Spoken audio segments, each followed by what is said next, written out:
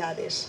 Empiezan a criticar, se ha quedado soltera, la solterona, no tiene hijos, fíjate, a ver, bueno. Mujeres en el tercer salón de baile, que es el libro que hemos hecho, no pretende ser un análisis de la vejez ni de las personas mayores. Lo que pretende es una presentación de cómo distintas mujeres han vivido su paso de los años, con qué dignidad cada mujer ha vivido su proceso de envejecimiento.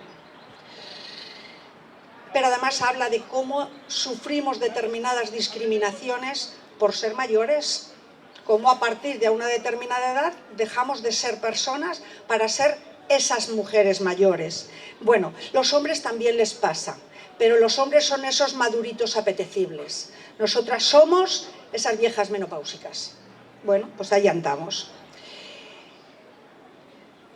Según Consuelo Meza, una autora mexicana que de vez en cuando hablamos de ella, se requiere hacer 3 tareas críticas. Por una parte, negarnos a repudiar nuestra edad. Cuando nos preguntan, ¿y tú cuántos años tienes?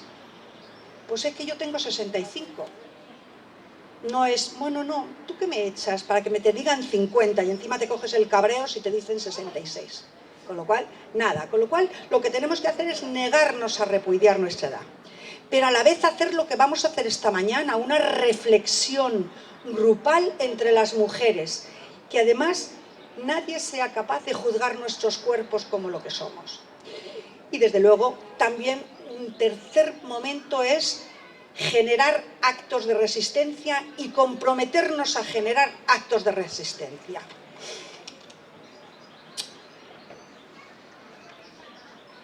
Con nuestro libro lo que estamos haciendo es un acto de rebeldía. Pretendemos que sea un acto de rebeldía.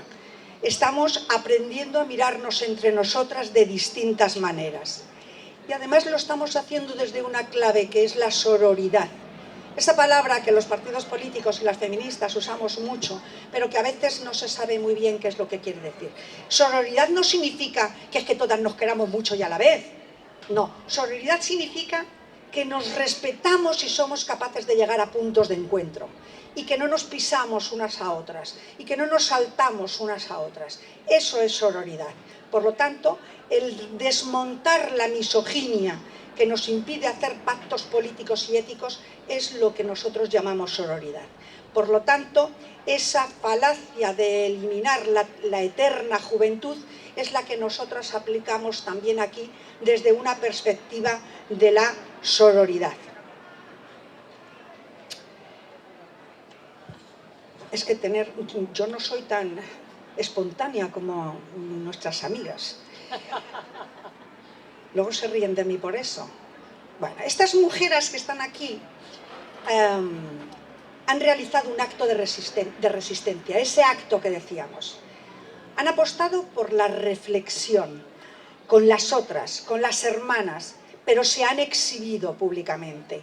Cuando empecemos a leer y a presentarlas veréis dónde está la exhibición, porque algunas es francamente, bueno, todas son francamente duras, porque la vida da para mucho, da para ratos de risa, pero da para ratos muy complicados. Entonces, aquí en este libro lo que han puesto ha sido también muchos ratos muy complicados. Por lo tanto, desde esa exhibición que han hecho ellas de su vida, y decimos exhibición para que nadie nos diga exhibicionistas, ya lo decimos nosotras, para que no haya problemas. Por lo tanto, desde esa exhibición que lo han hecho,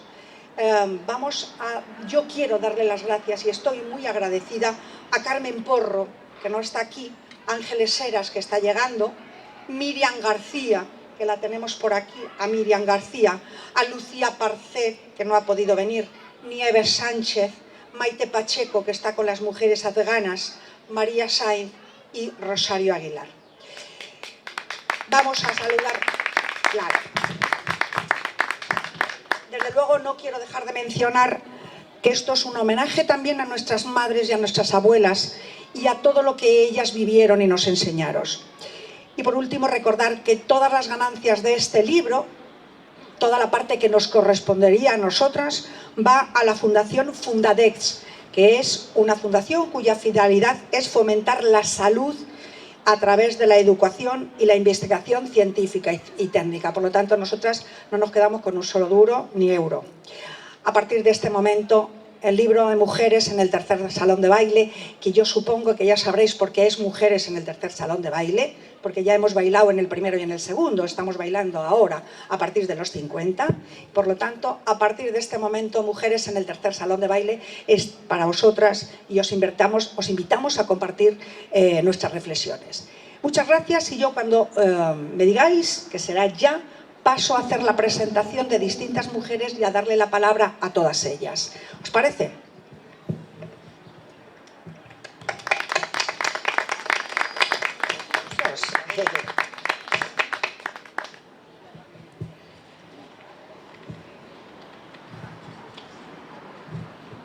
Bueno, voy a presentar la primera a Carmen Porro. Aunque no esté aquí, a mí me gusta nombrar a todas las que han escrito porque es muy...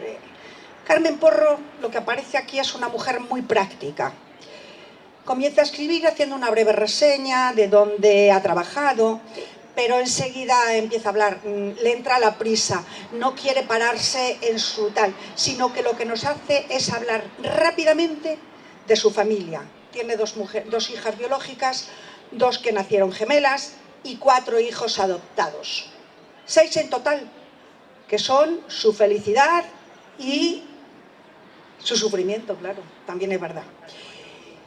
Porque dice ella siempre que los hijos vienen sin manual de instrucciones. Pero Carmen pone, ya que está en una determinada edad, pone por escrito lo que pocas veces o ninguna hemos visto escrito salvo en las revistas científicas.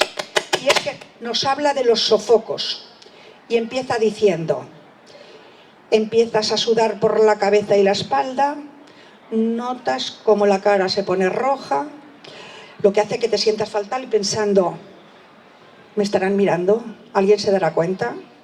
Sudas de repente por todo el cuerpo, pero sobre todo la cabeza, el cuello, la espalda, la frente. El abanico siempre en el bolso para cuando lo necesitas. Porque si la gente te mira, dices tierra, trágame, se ha dado cuenta seguro. ¿Verdad que reconocemos estos sofocos? Pues nuestros hombres no los reconocen, porque no los padecen. Por circunstancias familiares no puede estar aquí con nosotras, pero en fin, gracias Maite, gracias Carmen, porque así es como has escrito y queremos tenerte aquí. Vamos a darle la palabra también, a pasar a la siguiente, a Miriam. Miriam es una mujer inteligente, valiosa y con gran corazón. Es una mujer de siempre, por y para los otros, y sigue siéndolo, por y para los demás. Una frase de su relato afirma: no recuerdo un pasaje de mi niñez o adolescencia en la que no tuviera la responsabilidad de ayudar en la tienda o en la casa. En otro momento de su texto afirma: ser mujer, hija, madre o esposa es un trabajo a tiempo completo. Un trabajo que no está pagado ni podrá ser valorado económicamente, aunque se intentase. No es una jornada limitada en horas, ni incluye periodos de vacaciones, ni siquiera días libres. Tampoco tenemos sindicatos que defiendan nuestras condiciones. Apenas se reconoce nuestro esfuerzo y pareciera que siempre debemos hacer más en todos los sentidos. Para que venga hoy aquí ha tenido que pedir todo y más. No obstante, después de esta queja en la que todas, estoy segura, podemos reconocernos, afirma: pero esto no nos impide ver el lado positivo de las cosas. No nos quita la fuerza de comenzar un nuevo día y disfrutar las cosas que nos llenan o aprovechar esos pequeños momentos que hacen que todo merezca la pena. Perdón, es que se me han cambiado las hojas. Miriam está aquí, yo creo que ya no quiero seguir diciendo más cosas, tal, porque creo que es ella la que tiene que hablar y presentar qué es lo que nos ha querido decir, lo que nos quiere decir ahora. Tienes la palabra, Miriam. Muchas gracias a Jalbir por recibirnos hoy aquí en este día magnífico, que aunque la noche ha sido regular, pero la mañana nos ha abierto muy grande. Bueno, gracias, alcalde, Gema, muchísimas gracias por acogernos a las mujeres del tercer salón de baile. Yo quiero agradecer a Amalia, que es quien nos reunió, a un grupo de compañeras que ahora somos amigas en estas 287 páginas que tiene este libro.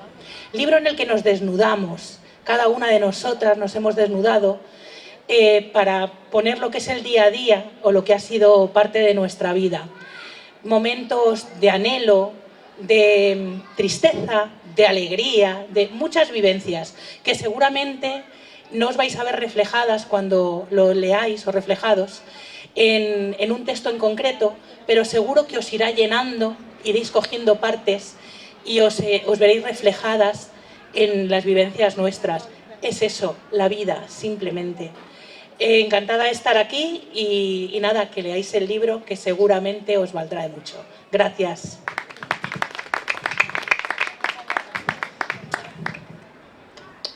Vamos a hablar y a presentar a Maite Pacheco, que no está aquí. Yo estoy segura que cuando llegaron las mujeres afganas y nos pusieron todos los telediarios de todas las cadenas sobre cómo vinieran las mujeres afganas, ahí veíais que estaba el gobierno. Bueno, pues Maite Pacheco fue la cara de ese gobierno. Maite Pacheco comienza su texto con un párrafo muy repetido. Dice: no sé si hubo un momento en mi vida en el que me sentí mujer y creo que no fue puntual entender lo que eso significa. Y cuando apenas lleva escrito eso, automáticamente 10 líneas después dice: por primera vez en mi vida voy a descubrir algo, un abuso al que fui sometida en mi infancia. Es a partir de este momento cuando entendemos esa afirmación que dice: vivir con un cuerpo de mujer da miedo muchas veces. Yo tengo que reconocer que le dije muchas veces: ¿estás segura que quieres ponerlo? ¿Estás segura que quieres hacer público algo que llevas 50 años callándote? ¿Que fuiste abusada? Y me dijo: sí, es la primera vez en mi vida que quiero decirlo, pero lo quiero decir ahora. El relato de Maite Pacheco aquí es un relato bonito, sincero, lleno de ilusionante. Yo creo que merece la pena leerlo. Hasta hace muy poco Maite Pacheco fue la directora general de Inclusión y Atención Humanitaria del Gobierno de España. Fue ahí donde vimos que ella estaba en los hangares, lo que antes os comentaba, en los hangares de los aviones, al pie del avión.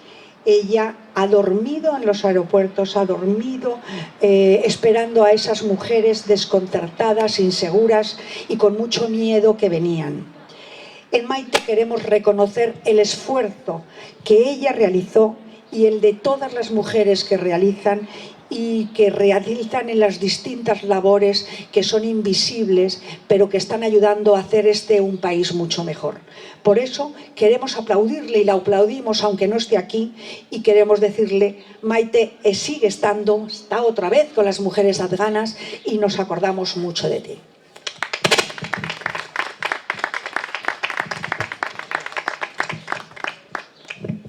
Y vuelvo a darle a nuestra madrina, que esta vez ya no viene como madrina, sino que viene ya como escritora de este libro también, que tiene su testimonio, a María Sainz. María es otra de las caras públicas de las que nos sentimos muy orgullosas. Como médica, recordad los telediarios donde salía el pelo morado que tiene, que han estado utilizándola constantemente, su cara, para contarnos qué era el COVID, cómo hacía. No solamente salía Pedro Simón, que también, pero salía Fernando Simón, ¿no? Fernando Simón. No solamente Fernando Simón, sino que María también ha estado contándonos cómo era la pandemia y cómo la hemos vivido. María fue jefa del Servicio de Educación para la Salud en el Ministerio de Sanidad y Consumo desde el año 1988 hasta 1992. El relato que tiene aquí es un relato divertido, está lleno de anécdotas, como por ejemplo, y me gusta mucho contarlo siempre porque a mí me ha llamado la atención, está lleno de anécdotas, como por ejemplo que fue a rellenar los papeles de la jubilación y se dio cuenta que le iban a dar una bonificación por haber tenido 2 hijos. Y dijo: hombre, a la vejez viruelas, ahora que ya están creciditos, ahora me dan una bonificación, ¿no? Bueno, María es una feminista declarada, y además eso lo exhibe con orgullo. Dijo, escribo aparece, ser feminista significa tener conciencia del desigual e injusto papel de las mujeres en la sociedad, de la pobreza, marginación, esclavitud, enfermedades y muertes sufridas por el simple hecho de nacer con sexo femenino en una sociedad patriarcal. En este momento, además, María es la secretaria de Igualdad del Partido Socialista de Madrid. Para finalizar, queremos destacar una frase de ella que dice: no me importa que me llamen vieja, porque estoy transitando en la gran etapa de la vejez, pero sí me importa que me lo digan sin amor. No es lo mismo decirte es que eres viejita y qué tal, y otra cosa, o que te eres vieja, pero te lo digan sin desprecio, a que te digan, ¿vale? Bueno, pues agradecer a su mujer, a María, su trabajo, su libro, sus aportaciones y pasarle la voz rápidamente para que nos cuente algo.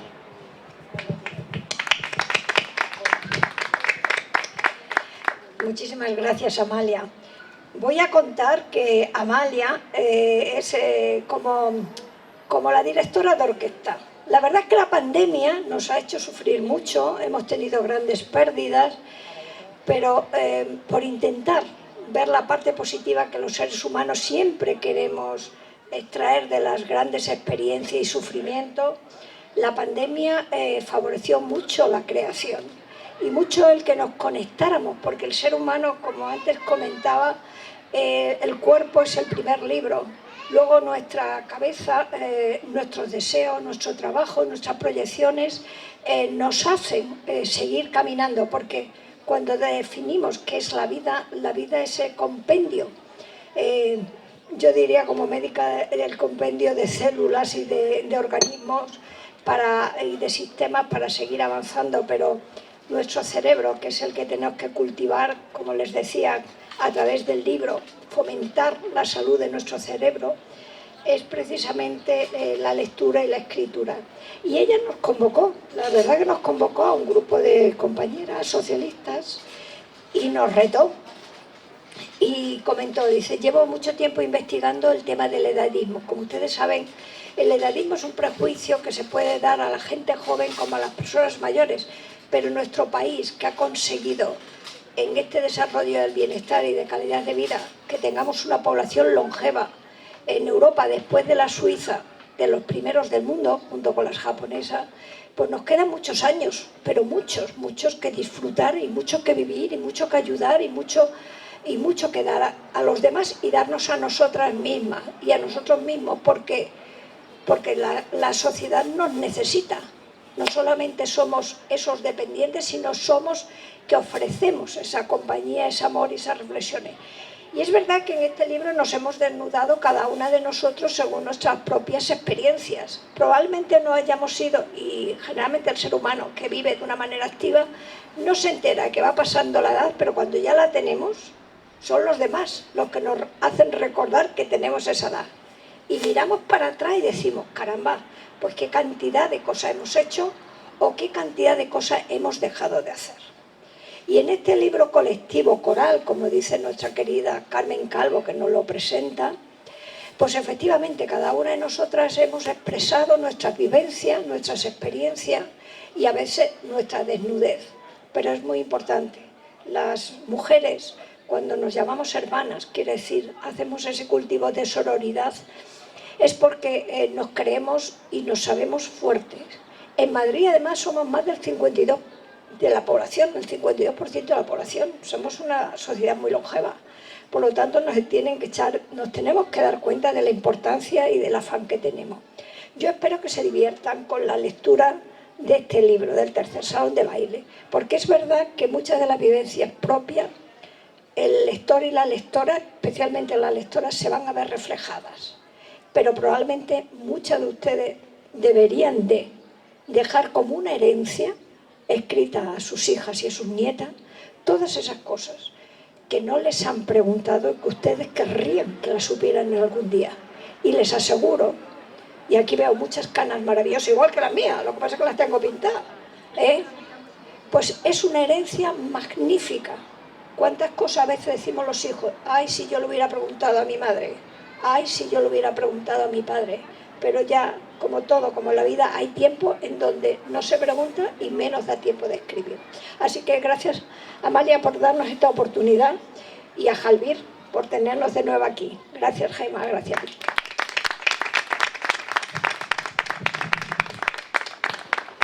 Bienvenida, Ángeles. Sigo presentando, a mí me gusta presentar siempre también a las que no están porque dicen cosas muy interesantes y por lo menos llamativas. Voy a presentar a Lucía Párcez. Lucía y las edades. Por circunstancias médicas no ha podido venir, ¿eh? Lucía y las edades. Lucía escribe un texto muy curioso que además nos divertirá, pero nos hará reflexionar mucho. Yo simplemente voy a leer unos párrafos de ella y vean. Dice: yo he llegado a la edad sola y dolida, y hace tiempo que mi edad y yo no nos hablamos. A decir verdad, mi edad y yo nos ignoramos. Sabe que yo no quiero que esté y sé que ella se va a empeñar en recordarme que existe. Ya ni siquiera nos miramos a los ojos en el espejo porque no me reconozco en su mirada y prefiero la proyección mental que retengo cuando se apaga la luz. Lucía desdramatiza el horror y nos presenta la cotidianidad de forma irónica e incluso sarcástica. Entresacar algún párrafo de Lucía es difícil porque tiene un texto muy hilado. Pero yo voy a leer otro trozo que me parecía que esa es la presentación de Lucía. Dice: dormí con mi enemigo muchos años. Yo era la madre más guapa que había podido encontrar. Por eso podía ser puta, incapaz de mantenerme por mí misma, de tener amigos, mientras convertía mi casa en una cárcel con mis hijos como rehenes. Pero encontré la llave y volví al camino de mi vida con dos compañeros que me dieron la fuerza y los motivos para continuar, allanarles el camino y educarles de manera diferente en el respeto y sin prejuicios a través de la igualdad. Cierro paréntesis, cierro comillas. Como vemos, Lucía es una mujer hecha a sí misma, una mujer que sigue haciéndose y que desde luego no tenemos más que darle las gracias a Lucía porque también se haya exhibido, se haya abierto en canal en este texto. Muchas gracias.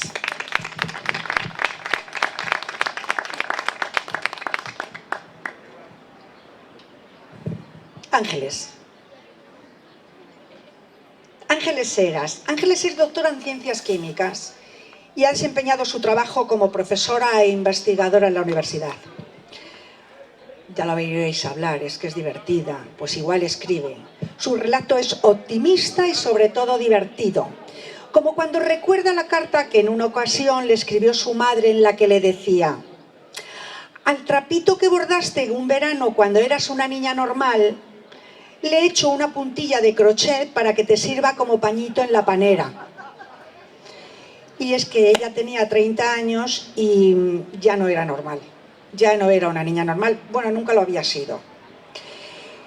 En un momento dado, en su exrelato, cuenta: a principios de mayo de este año, en el 2020, hace 3 años, cuando empezamos con el libro, me llega un mail, un correo electrónico de la universidad comunicándome que como soy mayor de 60 años, tengo que pedir un permiso especial para poder entrar a la facultad y al instituto de investigación.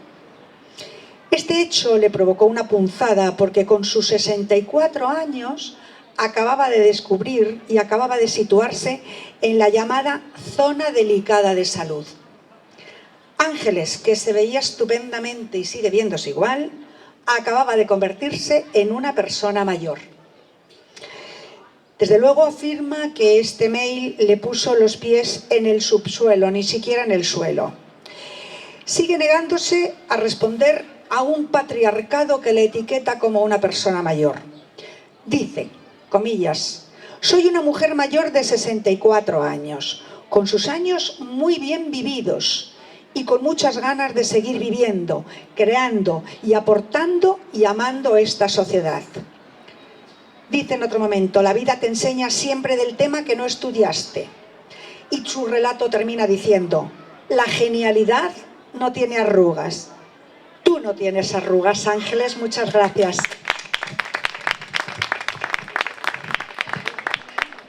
Gracias, querida Amalia y queridas compañeras. Sí tengo arrugas. Y después de que escribí ese libro, ese capítulo, con todas estas compañeras, y gracias Amalia por convocarnos, como ya ha dicho María, en un momento en el que estábamos en plena pandemia y que nos vino bien mirar hacia adentro.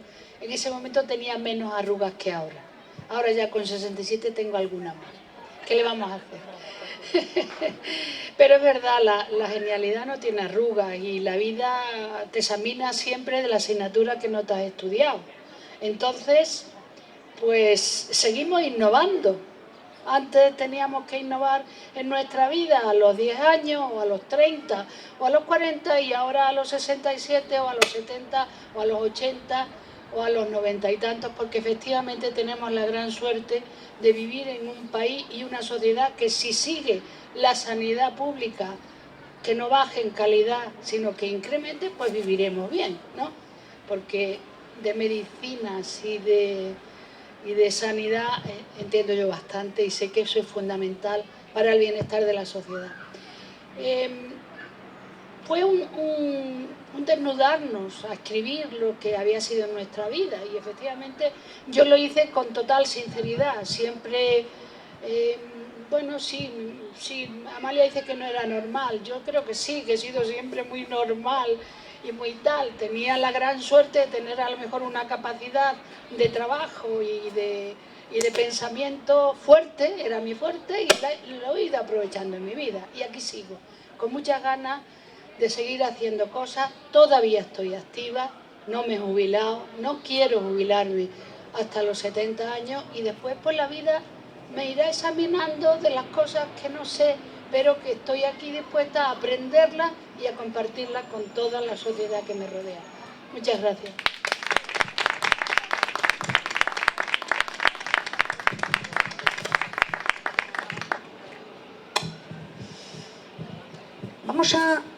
Le voy a dar la presentación, voy a hacer la presentación de, creo que es la más joven del grupo, ¿verdad que sí? No está todavía menopáusica, todavía no está padeciendo... Hablábamos de edadismo y de reconocer y actor de rebeldía, y como ves no los hacemos mucho. Bueno, entonces, Rosario es la más joven de las mujeres que están en el libro. A ver, ella va a relatar la llegada a la edad climatérica de su madre y su abuela. Evidentemente ella todavía no puede hablar de lo suyo, pero sí quiere hablar, ha querido hablar de cómo, cuál es la diferencia y cómo se lleva la menopausia y el climaterio en nuestra sociedad y en la sociedad española y en la sociedad peruana. Primer mundo y no ya primer mundo, ¿vale? Por lo tanto, dice, y saco un par de párrafos de ella, dice: aunque no tengo la edad biológica para hablar de la menopausia y la discriminación de las personas mayores, quiero dar una visión de la discriminación por edad o edadismo desde la perspectiva de mi madre o mi abuela. Si la leemos nos damos cuenta que aún así somos unas privilegiadas. Rosario tenía 15 años cuando su madre salió de Perú a buscar una vida mejor, y con 18 años se le unió a ella. Antes de llegar a España estuvo en otros lugares y terminó, afortunadamente, recalando aquí con nosotros. Algunas frases, como por ejemplo dice: por desgracia, es duro ser mujer en un mundo patriarcal. A mí me criaron para servir a la vida, o bien siendo monja o casándome. No había otra manera de hacerlo. Para algo habías venido a la vida. En otro momento dice: mi madre se siente vieja desde antes de los 45 años. Siempre ha pensado que pasar de los 40 ya era ser una persona mayor, ya era ser una mujer mayor. En Perú no hay edad oficial para jubilarse. Es decir, si has trabajado siempre en un pequeño negocio, hay que hacerlo mientras puedas. Eso fue lo que hizo mi abuela. Ahora entiendo mucho mejor que el hecho de quitarle su modo de vida era hacerle sentir vieja, hacerle sentir que era una parte inservible de la sociedad. Solo los flojos pueden darse el lujo de deprimirse. Son las palabras con las que me criaron. Si leemos el libro aprendemos mucho, no solamente de nosotros, sino de cómo viven la mayoría de las mujeres de otros países. Muchas gracias, Rosario, y te damos la palabra. Bueno, muchísimas gracias primero por la invitación al Javier, y a Gemma por habernos invitado. Muchísimas gracias a todos los que habéis venido hoy día.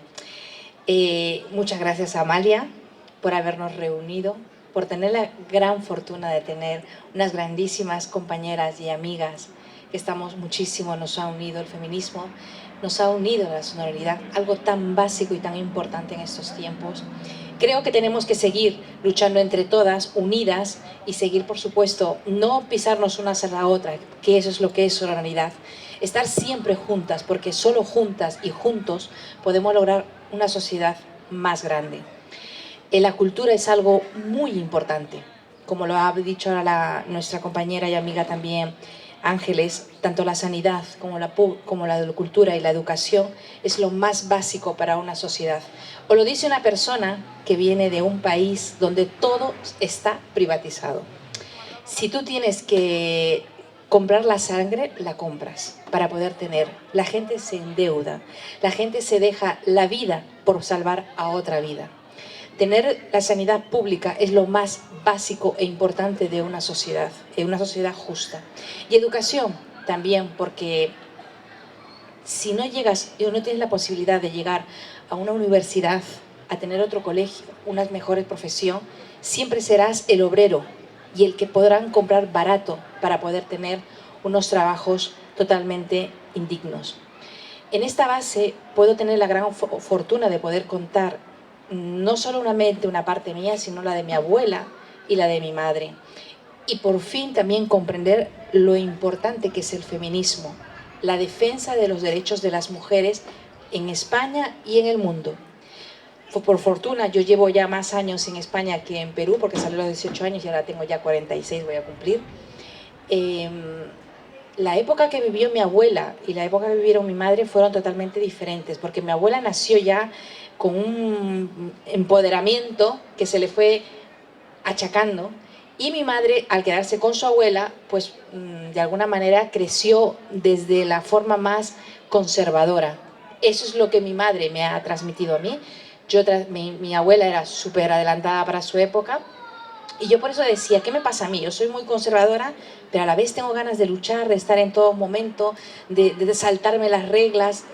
Y claro, te das cuenta, ¿no? Cuando haces el libro, como han comentado las compañeras, en un momento de la pandemia, te haces uno análisis y dices, aquí estaba, mi abuela era súper empoderada y mi madre, pues súper conservadora. Y llega un momento en que dices, tienes que echar para adelante y seguir, y seguir, y seguir. Y la lucha es muy importante para poder seguir y lograr que la sociedad cambie. Por suerte, la sociedad que ahora hay en Perú ha adelantado muchísimo, hay muchísimas mujeres feministas. Y esto es importante para poder luchar. Os lo digo de verdad de corazón, una persona que viene desde Perú. Y veréis en el libro toda mi experiencia de mi abuela, la experiencia mía, y comprenderéis un poco más por qué debemos seguir trabajando en unidad, en sororidad, y sobre todo siempre estar unidas y unidos. Muchísimas gracias, Amalia, por este importante momento. Gracias.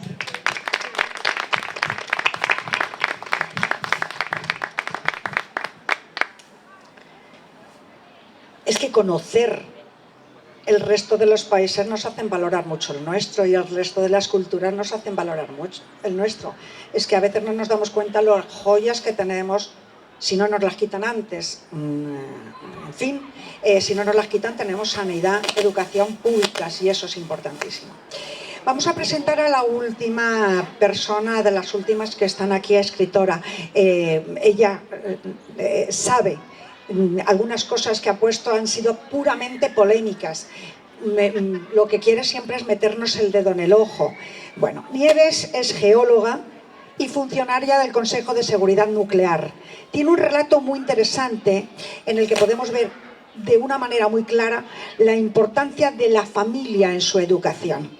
No tiene nada que ver con las familias de otras personas que nos cuentan, en fin, lo que tenemos que dedicarnos a cuidar. No. Ella nos habla de compartir y de tener una familia, no de cuidar.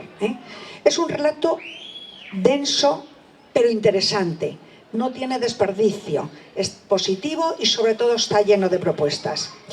Nieves nos habla de cómo la llegada de la menopausia coincide con un aumento muy significativo de la demanda hacia su persona. Es decir, conforme se ha ido haciendo más sabia, más la han requerido. ¡Qué suerte! Porque los demás, conforme nos hemos ido haciendo más sabias, nos han ignorado. O sea que, en fin, es una suerte que tiene ella. Dice que esto lo podía haber ocurrido hace más de 20 o 30 años porque realmente también era sabia entonces, pero en fin, se lo han dejado para hasta ahora porque dice que a lo mejor tenía que haber sido así porque entonces no tenía la madurez o la sensatez suficiente. Yo creo que las tenía todas puestas, pero en fin, sobre todo lo que no tenía era la seguridad en ella misma que ahora tiene y que le importa tres narices lo que digan los demás y por lo tanto lo suelta claramente. Ella dice que pronto...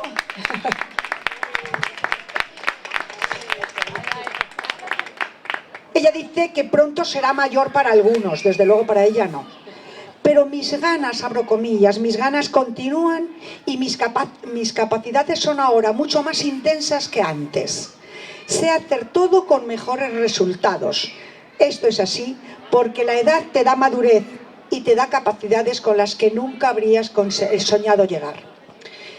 Nieves reivindica en su texto una revisión del concepto de jubilación, no a la francesa y no a la Rajoy, sino una revisión del concepto de jubilación para que no esté condicionada por la edad, para que llegue cuando ya no se pueda aportar cosas, pero mientras se pueda aportar, seguir siendo una persona útil para la sociedad y además quizá habría que establecer un tribunal, un mecanismo alternativo al que hay ahora mismo, que ahora es que cuando llegas a determinada edad ya te jubilas y ella considera, bueno, el que quiera que se jubile y el que no, que haya un mecanismo alternativo que puede ser un tribunal bajo el que tú te posicionas y que digas sí, quiero seguir trabajando y tengo capacidades para hacerlo y sabiduría suficiente. Y por lo tanto sería continuar aportando desde una óptica productiva. Yo siempre discuto sobre este tema con ella, pero bueno. El fondo que subyace en esta propuesta es seguir aprovechando a las personas valiosas en los distintos ámbitos de la sociedad. En el educativo, en el universitario, pero también en el político, También. No todos los jóvenes son sabios, pero no todos los mayores son tontos. Entonces, bueno, vamos a hacerlo. Entonces, muy interesantes las sugerencias de Nieves. Yo creo que son dignas de tenerse en cuenta y le damos la palabra para que matice lo que ella quiera. Gracias. Gracias, Amalia, por este proyecto que iniciaste un día. Gracias a Ajalbir, Gema, organizadora, alcalde, vecinos y vecinas de Ajalbir. Les vengo a dar una noticia, quizá desde la posición científica. Me dirijo a todos los que están por allí. El ADN mitocondrial lo heredamos de la madre, de la abuela y todos y todas lo tenemos igual. Los que estamos aquí tenemos el mismo ADN mitocondrial. Pero además hay otra cosa importante. El papel de las abuelas es lo que más reivindico. Sin las abuelas no estaríamos nunca donde estamos. ¿Por qué? Científicamente, lo explico. Esto de la menopausia no se sabe muy bien por qué vino. Pero sí se sabe que la única especie mamífera que tiene la menopausia son las mujeres.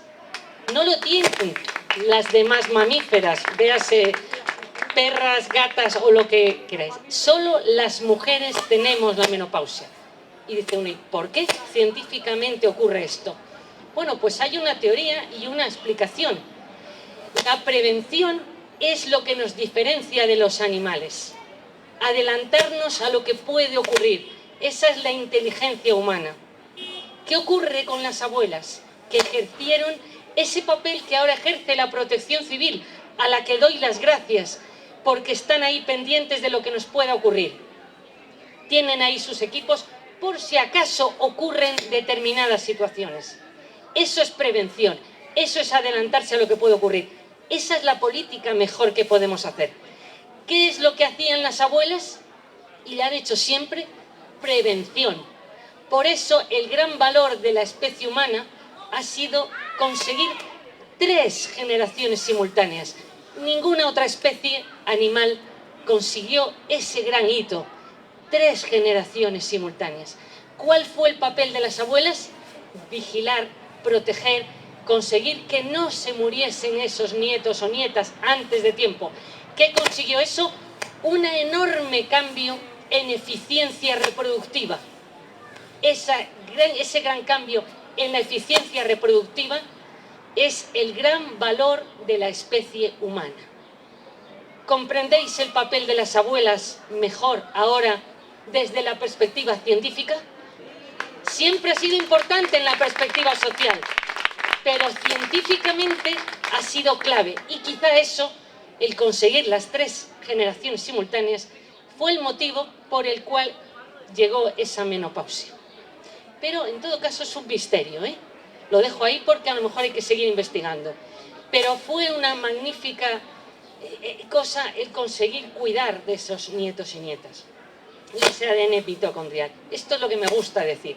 Y me encanta efectivamente reivindicar que la jubilación tiene que llegar realmente pero no por una edad, ni por un carné, ni por eso, no.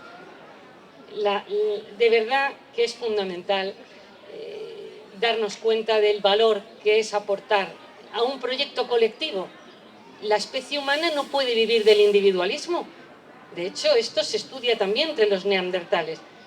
Nuestro éxito ha sido tener proyecto colectivo, compartir, vivir en sociedad. Este ha sido nuestro gran éxito y eso hay que reivindicarlo todos los días. No se nos olvide porque a lo mejor algunos nos quieren aparcar en silos, separar y eso no lo vamos a consentir.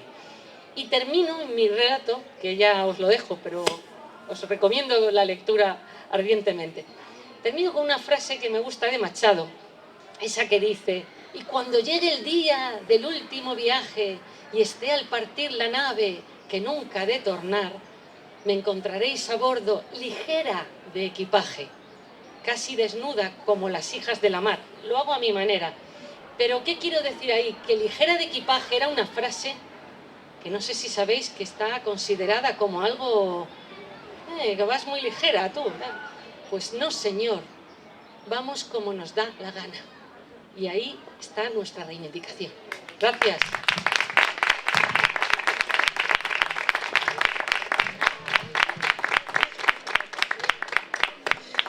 Tal y como han hablado, son así de divertidos los escritos. Por lo tanto, aquí lo dejamos. Volver a dar las gracias a Jalbir, que tiene una villa, es una villa preciosa, limpia, ordenada, cuidada. Qué bonito, nos ha gustado mucho hacer una apuesta por mantener la feria de Jalbir, que tanto le ha costado también a este municipio, a esta alcaldía, y a la concejala de Gema Acosta. Y bueno, pues deciros que el libro está a vuestra disposición. Vamos a estar ahí en la caseta firmando por si alguien quiere. 11, me están diciendo, caseta 11, por si alguien quiere que le firmemos el libro. Y bueno, pues a vuestra disposición. Y nada más, pasémoslo bien el día. Muchas gracias.